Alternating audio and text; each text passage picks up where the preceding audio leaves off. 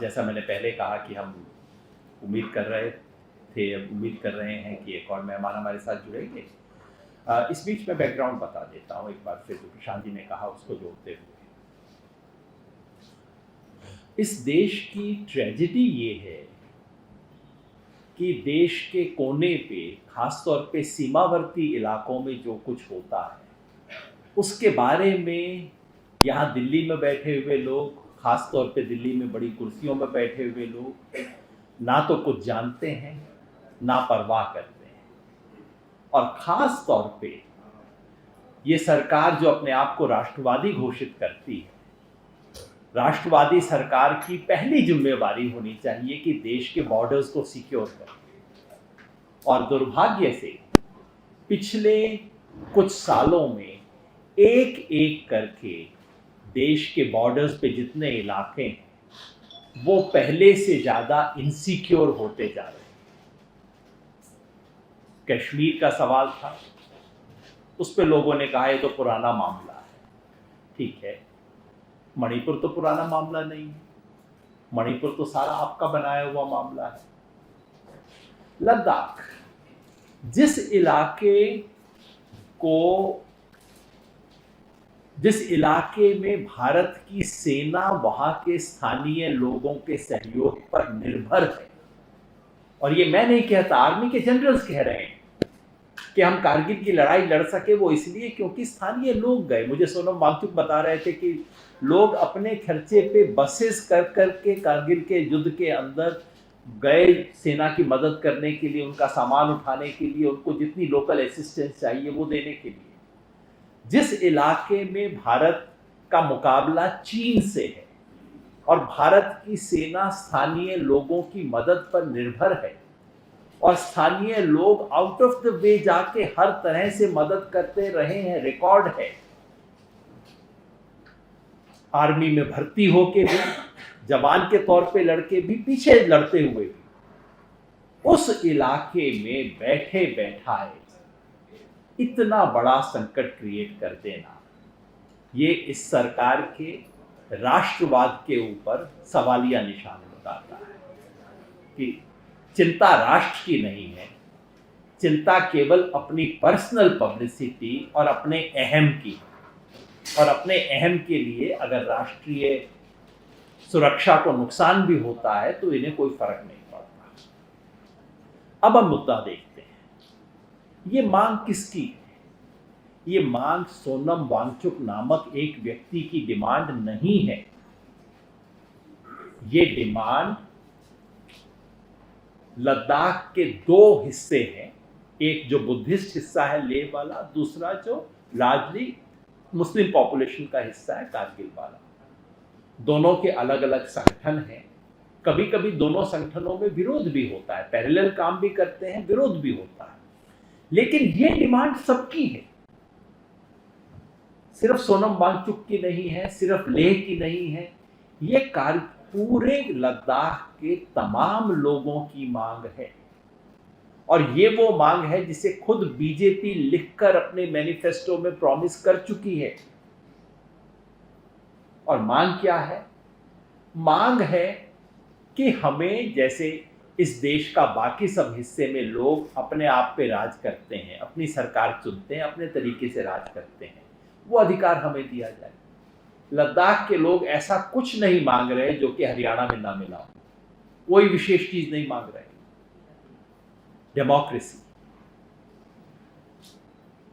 370 जब हटा, हम तमाम लोगों ने उसका विरोध किया था, लेकिन सोनम वांगचुक ने समर्थन किया था। हमारे कई लोग उसके बारे में भी उंगली उठाते हैं, मैं उस पर मेरी समझ सिर्फ ये है, जैसे बाबा साहेब अम्बेडकर ने फ्रीडम स्ट्रगल के समय सिर्फ और सिर्फ कहा कि मैं ऑप्रेस्ड कम्युनिटीज के इंटरेस्ट को सबसे आगे रखूंगा, उसकी दृष्टि से मैं सारी चीज को देखूंगा, उसी तरह से सोनम वांगचुक कहते हैं मैं लद्दाख की दृष्टि से पूरी चीज को देखूंगा।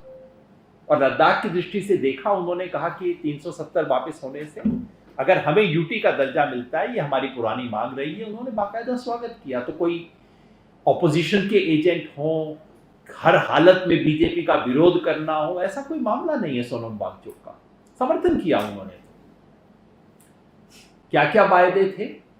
वादा था कि यूटी बनने के बाद, यूनियन टेरिटरी बनने के बाद आपको राज्य का दर्जा मिलेगा, और अगर राज्य का दर्जा न मिला तो आपको अपनी विधानसभा मिलेगी, क्योंकि कई यूनियन टेरिटरीज हैं जहां विधानसभा है, दिल्ली में भी है, पौंडीचेरी में भी है। विधानसभा का दर्जा मिलना था ताकि आप अपनी सरकार चुन सकें। यूनियन टेरिटरी तो मिली, यहां से लेफ्टिनेंट गवर्नर उठा के बैठा दिया गया, कोई विधानसभा की चर्चा नहीं, कोई वहां पे डेमोक्रेटिक राइट्स नहीं, कोई असेंबली देने की बात नहीं। दूसरी मांग थी तो या तो राज्य का दर्जा मिले या आपको यूटी के अंदर ही लेजिस्लेचर मिले, बिल्कुल भारत के संविधान के अंदर आने वाली चीजें, कोई नई चीज नहीं है। तीसरी मांग सिक्स्थ शेड्यूल। सिक्स्थ शेड्यूल देश के उन इलाकों में होता है जहां आदिवासी पॉपुलेशन हो और उनको अपनी ऑटोनोमस काउंसिल बनाने का अधिकार होता है, ताकि काफी सारे स्थानीय फैसले, प्रॉपर्टी से रिलेटेड, लोकल कस्टम से रिलेटेड, वो तमाम फैसले वो खुद ले सकते हैं। सिक्स्थ शेड्यूल देश के अनेक इलाकों में लागू है, कोई लद्दाख पहला इलाका नहीं है जो इसकी मांग कर रहा है। आसाम में है, आसाम में एक से ज़्यादा सिक्स्थ शेड्यूल के एरियाज हैं, देश के तमाम राज्यों के अंदर हैं आदिवासी इलाकों में। वो इसकी मांग क्यों कर रहे थे? क्योंकि सिक्स्थ शेड्यूल होने से लद्दाख में सिर्फ एक नहीं, 6 या 8 अलग अलग आदिवासी इलाके हैं। हर आदिवासी समुदाय को अपने यहाँ पे अपने लोकल कस्टम्स, अपने लोकल प्रॉपर्टी, अपने फॉरेस्ट, उस सब को गवर्न करने का अधिकार मिल जाता है, इसलिए इसकी मांग कर रहे थे। इस पे भी कोई विचार नहीं, और मांग आज शुरू नहीं हुई है।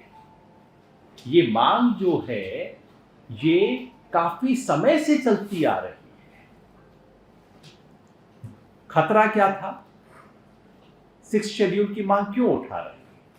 इसके पीछे एक चिंता है कि अब जबकि 370 हट गया है, 35A का प्रोटेक्शन हट गया है, अब बाहर के लोग यहाँ पे आ सकेंगे, बाहर के लोग आके यहाँ प्रॉपर्टी लेंगे, बाहर की इंडस्ट्रीज को जगह दी जाएगी, सोलर पार्क बनने की बात शुरू हो गई है, और आप सब जानते हैं उसके पीछे किसका पैसा है? अडानी का। ये सब मामले शुरू हो गए हैं। तो वहाँ के लोगों को चिंता ये है कि एक बार वो 370 की छतरी हटने के बाद, और अगर 370 हट गया, गवर्नेंस मिली नहीं, तो इसका, और आपको सिक्स्थ शेड्यूल का प्रोटेक्शन मिला नहीं, then you are completely exposed. तो उसके बाद तो कोई भी आएगा, वहाँ पे ज़मीन खरीदेगा, इंडस्ट्री लगाएगा, जो करना करेगा, local customs, local resources, local property सब कुछ खत्म होगी। उसको बचाने का संघर्ष है जो देश के तमाम इलाकों में हुआ है, वो करने की बजाय, और जैसे मैंने कहा ये बात आज होनी शुरू नहीं हुई है, 5 साल, जब तो 6 साल से लगातार ये मांग उठ रही है। पिछले साल 1000 किलोमीटर की पैदल यात्रा करके वो लोग दिल्ली आए। छोटी बात नहीं है, 1000 किलोमीटर लेह से चलते हुए यहाँ दिल्ली तक आए, और सरकार ने उनका स्वागत क्या किया? 144 लगा दिया, कुछ लोगों को उठा के अंदर कर दिया, उनको एक तरह से, वो जो यहाँ का लोकल लद्दाख हाउस है उसमें एक तरह से उनको कैद करके रख दिया। ये उनका स्वागत हुआ। सवाल तो ये होना चाहिए कि 6 साल तक ये आंदोलन इतने अहिंसक तरीके से कैसे चला? सवाल ये होना चाहिए कि 6 साल तक जिन लोगों के साथ लगातार धोखा किया गया, उन लोगों ने फिर भी इतना धीरज बना के कैसे रखा? और मैं समझता हूँ उसके लिए अगर कोई एक व्यक्ति जिम्मेवार है तो सोनम वांगचुक है, जिसको वो हिंसा के लिए जिम्मेवार बता रहे हैं। वो व्यक्ति इस आंदोलन को अहिंसक बनाए रखने के लिए जिम्मेवार है, और आज सिर्फ लद्दाख का नहीं, वो व्यक्ति पूरे देश का एक हीरो है।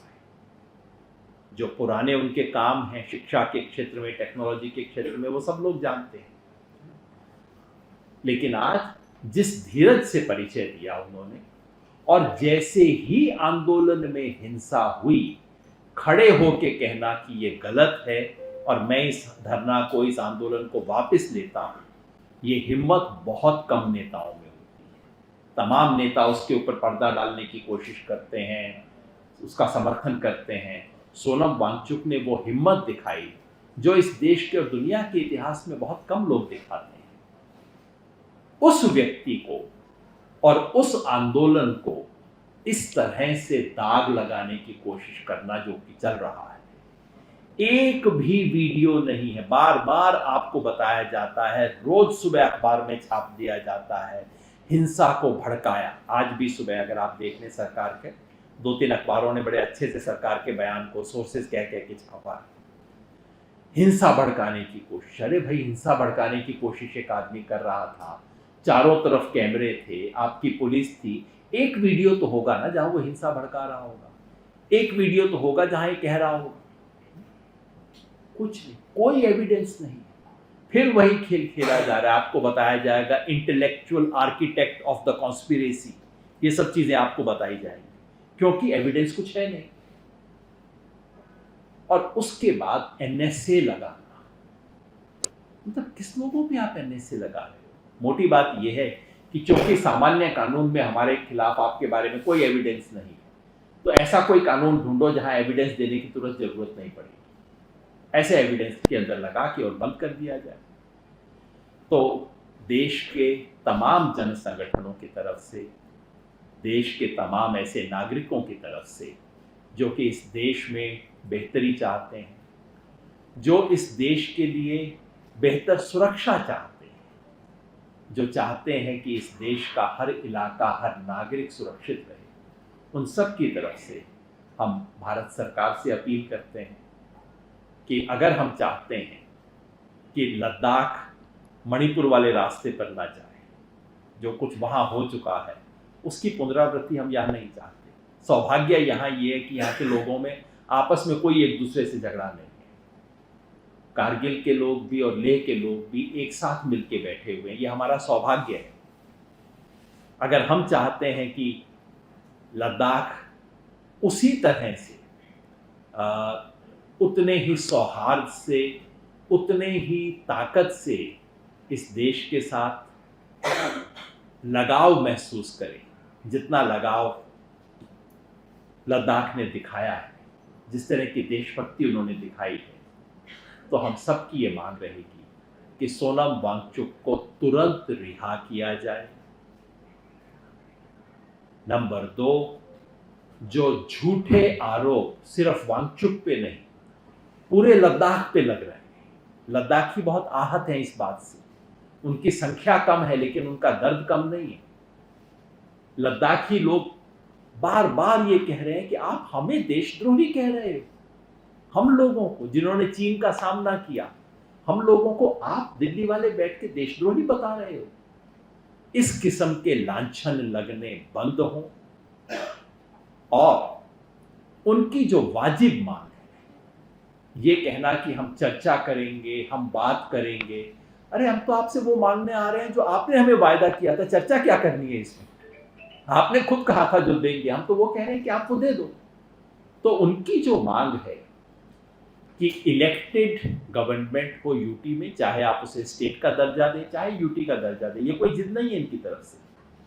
आप स्टेट का दर्जा दें या बिना स्टेट का दर्जा दिए भी आप इलेक्टेड लेजिस्लेचर बना दें, चुनी हुई विधानसभा, चुनी हुई सरकार हो, और 6th शेड्यूल का दर्जा दें ताकि वहां के अलग अलग इलाकों में स्वायत्तता हो सके। ये भी हम याद रखें कि जब जब लद्दाख की तरफ से बात आती है, आज सुबह अखबारों में लद्दाख के लेफ्टिनेंट गवर्नर का इंटरव्यू छपा है, उनसे कोई भी सवाल पूछा गया, उनसे कहा गया हिंसा क्यों हुई, उनसे कहा गया गोली क्यों चली, उनसे कहा गया लोग परेशान क्यों हैं, उनका एक ही जवाब होता है, हमने इतने करोड़ रुपए दिए हैं, हमने इतने करोड़ की योजना शुरू की है, पहले इतने करोड़ आते थे, अब इतने करोड़ दिए हैं। लद्दाख के लोग इज्जत मांग रहे हैं और सरकार उन्हें पैसे गिनवा रही है। दुर्भाग्य से ये बिल्कुल कॉलोनियल मेंटेलिटी है कि तुम मुझसे क्या मांग रहे हो, मैंने पैसा फेंक दिया ना तुम्हारी तरफ, पहुंचा या नहीं पहुंचा तो वो तो अलग बात है, मैंने पैसा फेंक दिया, अब बस तुम बात करना बंद कर दो। ये जो कॉलोनियल रुख है, ये जो बिल्कुल औपनिवेशिक मानसिकता है अपने ही देश के नागरिकों के प्रति, उसको छोड़ा जाए, ऐसी हमारी अपील होगी, ऐसी हमारी आशा होगी।